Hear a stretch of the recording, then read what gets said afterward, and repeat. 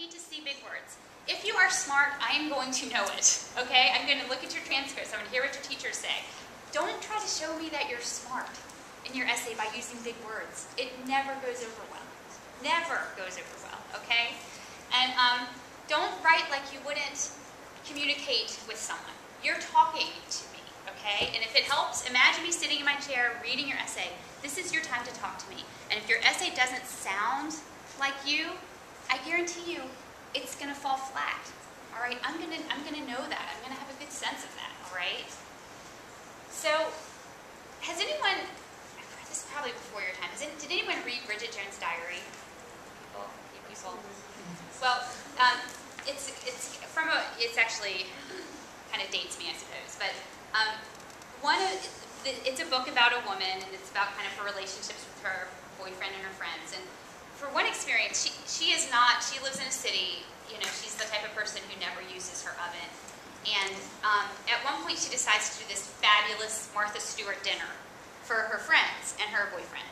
And, you know, she has this vision of this super, you know, complicated, exquisite meal that she puts on, and she can do it because, she's going to be just that fabulous for this meal. So she gets all of the things. She starts making the meal and realizes she really doesn't have any clue what she's doing. And for one of the things, she has to make this soup. And she has to take some herbs and tie them together with kitchen twine and put the herbs in the soup. But she realizes, as she's trying to do this, that she has no kitchen twine. So she goes and rummages around her house, and all she has is blue yarn. So she ties the herbs with blue yarn and puts it in her soup. What do you think happened to her soup? It turned blue. So in come her friends, all of the food is burned, and all she has that's remotely edible is this soup, which she serves them. So, you know, she had this great vision of how this wonderful feast was going to go for all of her friends and her boyfriend, and at the end of the day, she served them a bowl of blue soup. Now, when you start thinking about serving me a grand essay, something that you think I want to hear as an admissions officer, something that's going to make you seem so fabulous, chances are you are going to be serving me a bowl of blue soup as well, okay? So we'll call this essay the Blue Soup Essays. Try to avoid an essay that you think I want to hear. Make it something about you, all right? Now, you can only tell me so much about you, so you know, don't feel like you have to tell me your life story. We're really just going for one story in your life. But make it about you, make it personal, and don't try to make it something that's not you, all right? It's not going to impress me. I want to get to know you. I don't want to get to know your mom or your brother or someone that you see as being someone who would love to have attend UVA. I don't want to see that. I want to get to know you, all right? So no blue soup essays. So when you're thinking about what not to do, think about the Mick essay, okay, that 5-paragraph thing we talked about. Think about the Disney cliche essay, and think about blue soup essays. That's going to get you in trouble, all right? Okay, so we talked about topic. A few points I want to make, and one, let me see how we're doing on time, is one that comes from our town, from Charlottesville. This is actually a student who attends a high school in Albemarle County, and I read her application last year, and I have her essay that I'm going to read to you now. I'm just going to read the beginning, and I want your observations on it, okay? It's called The Free Union Parade. Sirens wailed as Alex and I strained to see the fire trucks and police cars round the bend. Irritated parents attempted to tame their shoeless children, who, like us, twitched with anticipation. 6 minutes later, it was all over. This is how the Free Union Parade proceeded each year. Alex and I made our way back to the house to get our shoes, meandering through the tall, scratchy grass in our front field. Along the way, we squatted to collect bugs, both living and dead, adding to the isopod empire we created in the dirt. We slipped on our shoes and cut through the field, slipped on our shoes and cut through the field, stopping creekside long enough to let tadpoles slither through our fingers before climbing atop the honeysuckle-covered fence. In a break from our chatter, Alex and I perched on a fence post, and in a moment of shared awe, surveyed the sweeping beauty of the only world we'd known. Rolling fields spotted with cows, horses, and buffalo, nestled into the hazy purple foothills of the Blue Ridge. Okay, I'm going to stop there for now. What did you guys think about that? A good intro? Why? Imagery, good imagery. Oh yes, good imagery. You kind of feel yourself there, right? Yeah. Anything else? Yes? It didn't really read so much like an essay, more like a book, like telling a story. Yeah. With a lot more instinct than just an essay that's Right. kind of removed from the situation. Yeah, it was more like they're telling me a story, right? Absolutely. Okay? And that's really why I wanted to point this one out, okay? It's descriptive. There's lots of good imagery. You read it, and you feel like you're there.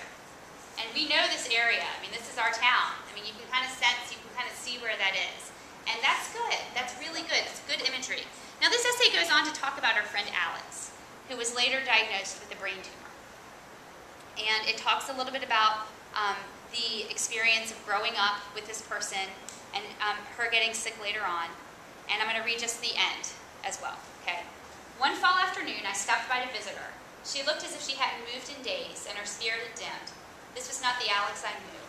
As I recounted my trivial traumas of starting high school, frantically running laps while looking for my classrooms, her eyes flickered with amusement.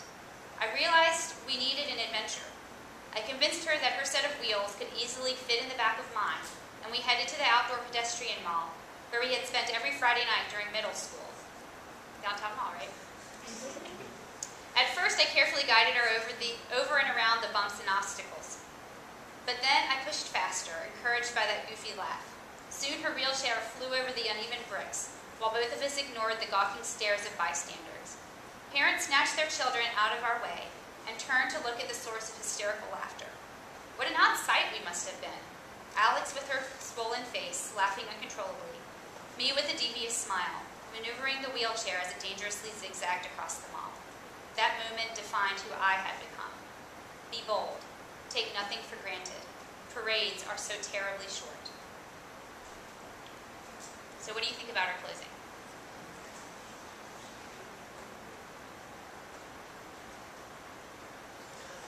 Anyone? No observations? No thoughts? Yes? It really showed who she was as a person. Because, like, that she wanted to be there for her friend and they wanted an adventure. I don't know, it was really nice. Sweet. Yeah. She actually passed through it. Like she had observed that. Yeah. Yeah. She has a lot of thought. She connected it back to the beginning, right? In a different sort of way. Were you saturated with emotions? Yes. I was saturated with emotions. I've read this a few times, and I'm still like trying not to cry because you feel something with this essay. She puts the emotion into it, and she doesn't say she's saturated with emotions, but she certainly saturates me with emotions as I read it. So, the descriptiveness and the thoughtfulness is what makes a difference. So be descriptive. Okay, that's my first piece of advice to you. Be descriptive. All right.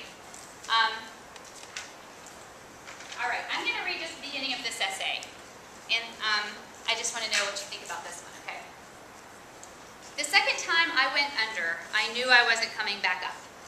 It had taken all my strength to claw my way to the surface the first time and gasp out that one quick phrase, "I need help." Jack tried to comply, to save me from whatever had filled my voice with so much fear, but he was really just as surprised as I was. As soon as he stepped into the swollen creek to offer me a hand, the current took him under. He shot straight into my legs, managing to grab hold of my left one as he entered the drainage pipe, and I took out my only chance of staying above water. My head snapped back under. There we dangled, Jack and I, from the sharp edge of a steel drainage pipe as muddy water surged past us, with no idea where it led.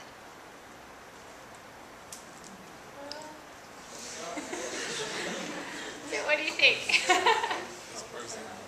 Poor kid? Yes. Do you want to keep reading that essay? Yeah. Okay. Yeah. Is The hook. That's what we call it. A hook. They hooked me in. I'm going to read this whole essay. Now, when you talk about your perseverance, hard work, and leadership in soccer, again, there's nothing wrong with that. But again, I know what the essay's about. You give it away at the beginning, I can skim and have a pretty decent sense of what it's going to say. I have a pretty good, strong sense it's going to be written well, and it's going to be fine, but it's not going to make a difference. This essay might make difference. It's going to keep me reading because he hooks me into the essay. He makes it really interesting to begin with. He adds this level of suspense that makes me really want to keep reading, okay? And that's called a hook.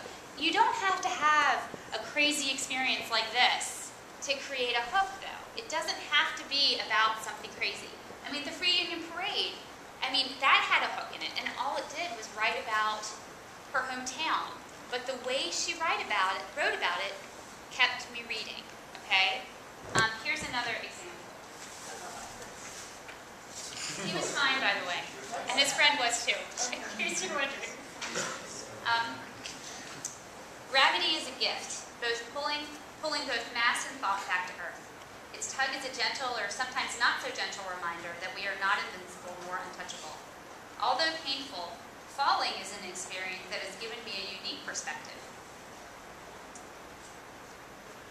It's kind of a hook, right? What do you think about that? Did you like that beginning? Okay, her essay is about falling off of a horse. She's an equestrian. Anyone ride? Anyone a rider here? There's often people at Charlottesville who ride. But that's what she's writing about. But she doesn't start off by saying, I've learned a lot from the experiences that I've had falling off of my horse. She starts by saying, gravity is a gift, pulling both mass and thought back to earth. She kind of takes it a little bit broader, a little bit bigger. Okay? Another one about a pretty typical topic starts, I never dove gracefully. I prefer to cannonball. And it talks about his experience working at a community pool. Okay, kind of different. So, we don't have a lot of time, but as you're writing your essay, as you're sitting at a stoplight in Charlottesville waiting to get through it and have nothing else to think about how to write an essay that creates a hook, a beginning that creates a hook, okay? Think about your first paragraph. How can you make this bring me into your story, okay? That's a very important thing. So be descriptive, create a hook, and the last thing I would say is to use your voice. Now, I only have a minute. I do have an essay. Do we have time to just go through this one last one? This is a student who is from actually South Central LA, from the projects. Not a smart area, not a strong school by any stretch. And his writing is actually not terribly good in terms of punctuation. But I'm going to just read the beginning, and I hope you can kind of get a sense of this student, okay? It's past 7 o'clock, a warm summer's evening in September. I make my way down 4th Street after a game of basketball at the courts of St. Mary's, and the last of the orange daylight dims away like a day crescendo behind the towering downtown skyscrapers. My vacation's almost over, and I still haven't received the Harvard, this is when I worked at Harvard, the Harvard application I sent for nearly a month ago. It reached the old apartment, I tell my mom from a public phone at an empty bus stop. I'll be home as soon as I get it. Don't go, mijo, she pleads in Spanish, as if it weren't our old home I were going to. Wait a few more days. I'm sure it'll come. Just wait. I'm sure it'll come. She's so earnest that it pains me to do anything other than what she asks. I know she's afraid that something may happen to me if I go down to the projects this late in the day. Not long before we'd left, a man was nearly beaten to death for having stared too long or too disrespectfully at a group who was getting drunk outside of their house. He was drunk too, though, and didn't know that what he was doing was wrong, and he didn't deserve to be beaten like that. I sit down. 6 months away from 18, I sit on that dark roof, and I stare from the roof as my childhood replays itself below. Looking out over the entire city, at the mile-high walls of lights that is downtown Los Angeles, the lights of Dodger Stadium that announce there is a home game, at the factory lights that rise behind downtown the LA River. I know that my mom was wrong, that it won't